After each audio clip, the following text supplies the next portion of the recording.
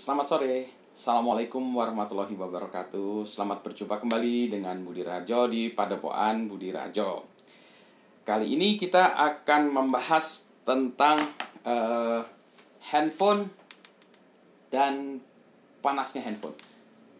Berapa waktu yang lalu saya ditanya sama kawan-kawan itu, Mas, kalau handphone saya panas itu apa benar artinya handphone saya itu berhasil diretas, kena hack gitu ya? Saya jawab dulu, sebentar dulu, karena kita tidak mungkin menjawab itu dengan hanya mendengarkan pertanyaan itu atau simptom itu atau kondisi seperti itu ya. Jadi, sekarang kita balik dulu. Kenapa handphone itu bisa panas ya? Jadi kalau handphone itu panas, itu memang menunjukkan sesuatu hal yang tidak normal, tidak lazim. Karena handphone didesain berjalan cukup bagus ya, sehingga harusnya dia nggak panas ya. Harusnya nggak panas. Berarti kalau panas ada sesuatu. Apa yang bisa menyebabkan handphone panas? Satu, misalnya handphone kita jaraknya dengan pemancarnya dengan BTS-nya itu jauh, sehingga dia butuh berkomunikasi atau dia berusaha ya membuat connection dengan BTS-nya itu, sehingga dia lebih banyak menghabiskan energinya, lebih boros baterainya. Dulu saya mengetahui ini tuh waktu pergi ke luar negeri gitu ya, misalnya kalau ke Singapura tuh handphone waktu itu baterainya bisa seharian, bisa lama. Sementara kalau di Bandung ini waktu itu ya baterainya cepat habis. Karena pada zaman itu memang BTS-nya masih jauh ya, masih belum banyak gitu ya, jadi BTS-nya jauh-jauh, jadi sering sinyalnya itu hilang, ketemu lagi, atau dia memancarkan energinya harus lebih banyak, menggunakan energi yang lebih banyak untuk mencapai BTS itu ya, jadi baterainya lebih boros. Tapi waktu itu juga nggak terlalu panas-panas amat ya. Tapi intinya adalah satu, kalau dia kerja keras bisa karena masalah itu tadi ya, BTS-nya jauh atau apa-apanya, masalah networking. Dua, panas juga itu artinya dia menjalankan berbagai aplikasi atau proses yang memang perlu mikir, perlu CPU, perlu prosesornya. Jadi prosesornya itu harus kerja keras gitu ya. Nah, itu biasanya terjadi kalau aplikasinya membutuhkan komputasi yang tinggi. Kalau dulu yang kayak gitu tuh games ya, karena grafiknya harus komputasinya tinggi segala macam, sehingga dia lebih cepat panas. Jadi lebih cepat panas karena dia gitu. Bisa juga dia karena menjalankan beberapa aplikasi sekaligus ya. Jadi kalau aplikasi itu sebenarnya, kalau kita misalnya WhatsApp-an aja gitu ya, kita ngirim WhatsApp, kirim dah.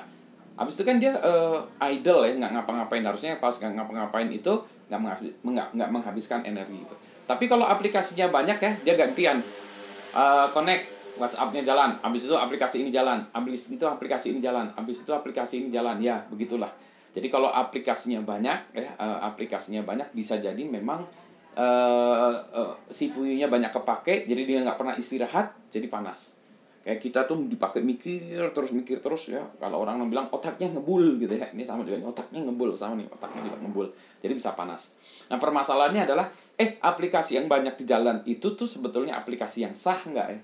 Misalnya tadi aplikasi WhatsApp itu di belakang layar ngecek ada message baru atau enggak, SMS ngecek ini ada SMS baru atau enggak, aplikasi authenticator ya misal juga ngecek ada permintaan ini atau itu enggak gitu ya.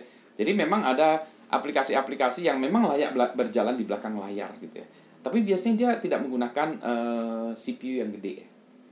Nah, kalau gitu apakah bisa kita mati-matikan itu? Ada ya. Nah, cuma sayangnya kayak gitu itu sangat bergantung pada handphonenya ya. Cara melihat proses-proses yang berjalan, kemudian mematikannya gitu ya. Mematikan proses-proses yang tidak diperlukan itu. Saya sendiri kadang-kadang kalau ditanya itu suka bingung, ini gimana caranya?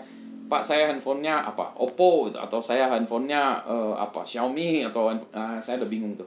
Aplikasinya beda-beda. Ada yang bilang, Pak, kalau di handphone saya kemarin saya ngobrol dengan mahasiswa, kata mahasiswa, kalau di aplikasi saya Pak, di handphone saya tuh ada aplikasi ini, bisa dilihat prosesnya, Pak. Nanti bisa kita mati-matikan aplikasi-aplikasi atau proses-proses yang nggak perlu gitu. Dan kalau tadi boleh jadi ada orang menyusupkan handphone kita, ya boleh jadi ya. Tapi sebenarnya kalau dia meretas atau menghack komputer kita atau handphone kita ini, dia tujuannya apa? Satu, ngambil data, berarti nggak ngabisin CPU juga gitu. Nah, yang repot tuh kalau dia kirim-kirim data ya, mencoba sih dia ngambil data terus dia kirim-kirim data, ngabisin pulsa dan juga ngabisin connection gitu. Boleh jadi panas seperti itu. Tapi ada yang lagi, Pak, kalau dia nyuri-nyuri data gitu ngabisin panas nggak? Nggak juga sih. Jadi dia harus melakukan sesuatu ya, kirim data atau apa gitu. Ada lagi nanya, Pak, itu mungkin nggak kalau dipakai handphone kita itu dipakai proses mining ya untuk cryptocurrency, Bitcoin dan lain sebagainya. Mungkin aja sih, mungkin aja. Cuma saya melihatnya kalau saya cracker ya, ingin nge-crack Bitcoin segala macam, handphone ini CPU-nya kecil ya. Jadi mungkin not worth it juga ya. Saya lebih penting mentargetkan komputer-komputer atau server-server yang besar ya, yang kemampuan komputasinya lebih besar, sehingga potensi saya untuk menjadi node di Bitcoin gitu ya, atau di cryptocurrency atau di blockchain, jaringan blockchain itu lebih masuk akal ya daripada ya kita memasukkannya ke handphone. Tapi mungkin juga ada orang bilang, ya kan handphonenya bisa 10.000 Pak yang kena, jadi ya siapa tahu bisa ini. Ya saya masih kurang sepakat sih, tapi bisa aja gitu. Nah, jadi itu biasanya sih bukan colong-colong, tapi bisa jadi juga memang karena tadi ada proses-proses yang berjalan di belakang layar yang jadi proses-prosesnya bisa jadi dia ngintip terus kita dia mengintip apa yang kita ketikkan di ini ya, siapa tahu kita mengetikkan password segala macam atau pin, nah dia nge-save, itu bisa jadi proses-proses seperti itu. Tapi kalau orang yang desainnya bagus malah dia pengennya tidak panas ya gitu. Ada lagi panas itu kalau dia banyak menulis ke memori, apalagi kalau memori konvensional gitu. Ini juga saya juga aneh juga ya. Misalnya ada kamera-kamera DSLR yang lama ya, kayak yang saya pakai sekarang ini juga, kalau dipakai ngerekam ya, dipakai ngevideo 20 menit panas ya. Terus dia mati sendiri, shutdown sendiri. Ya padahal ini DSLR yang bagus ya. 20 menit dia panas dan nge-shutdown sendiri. Nah, boleh jadi kalau dia banyak menulis ke memori juga, menulis memori, dia jadi panas juga ya. Jadi sebetulnya, nah ini agak sedikit teknikal. Teknikalnya gimana sih? Sebetulnya kalau kita lihat ya, dalam hal sistem digital tuh kayak clock gitu ya. On, off, gitu ya. Kalau dia lambat ya, on, off, dia tenang gitu. Tapi kalau dia makin dipercepat, on, off, makin banyak gitu, nah memboroskan energi. Kenapa boros energi? Boros energi itu terjadi ketika kalau kita melihat clock seperti gitu ya, transisi dari 0 ke 1 atau dari 1 ke 0 ya. Switching back and forth-nya itu antara 0 dan 1 itulah yang sebetulnya menguras energi ya, menguras energi. Maka ada teknologi yang digunakan untuk mengecil pengurasan energi itu.